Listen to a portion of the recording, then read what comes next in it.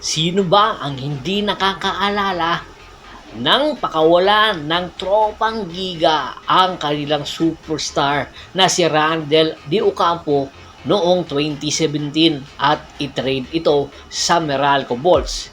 Isa itong sinyales na walang player na untouchable sa nasabing team na tropang Giga. Ultimo, si RDO ay pinakawalan na.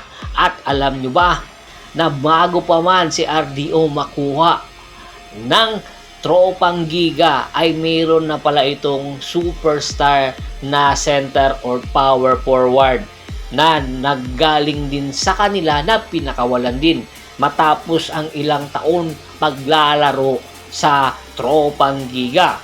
Dahil nga ang tropang Giga sa pagkakataon na yon ay naghahanap ng isang batang superstar. Kaya naman si Jay Washington ay pinakawalan ng tropang Giga. Opo, bago pa man naglaro sa iba't ibang team, si Jay Washington ay kinuha na ito sa draft ng tropang Giga. Matapos nga ang ilang taon paglalaro nito ay na-trade ito papunta sa San Miguel Bearmen.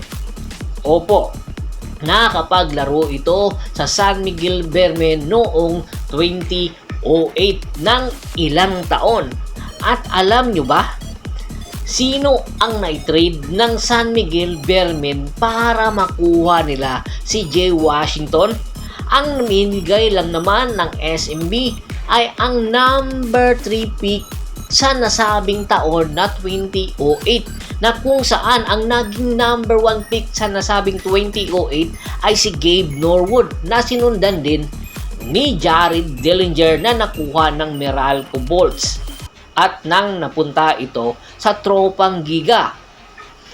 Samantala, marami ang nagtatanong, sino naman ang nakuha ng tropang Giga sa number 3 pick na kung saan pagmamay-ari ng SMB na noong 2008. Alam nyo ba ang nakuha ng tropang Giga sa number 3 pick ay si Jason Dablor Castro. So, ibig sabihin lang noon, kung hindi iyon na i-trade ng SMB ang number 3 pick sa tropang Giga, ay naglalaro sana ngayon si Jason Castro sa SMB. Bakit nga ba i-trade ng SMB ang number 3 pick? Ganon, napakalakas pala ni Jason Castro. Noong 2008, ang SMB walang Junmar Fajardo. At noong time na yon, naghihingalo na sila kay Danny Ildefonso. Kaya naghahanap talaga ang isang SMB ng isang legitimate big man na kanilang sasandalan. Kaya naman ibinigay nila ang number 3 pick sa tropang Giga. Dahilan para makuha ng tropang Giga si Jason Castro at namayagpag ng ilang taon hanggang ngayon. Marami ang nagsasabi na nakapakasayang ng number 3 pick ng SMB noong 2018. Sana daw ay si Jason Castro, isa na rin superstar ngayon ng SMB. Kaya naman, madami ang nagtatanong, may tsansa pa bang makuha ng SMB si Jason Castro bago pa man ito magretiro sa PBA, at pakakawalan ba ito ng tropang Giga?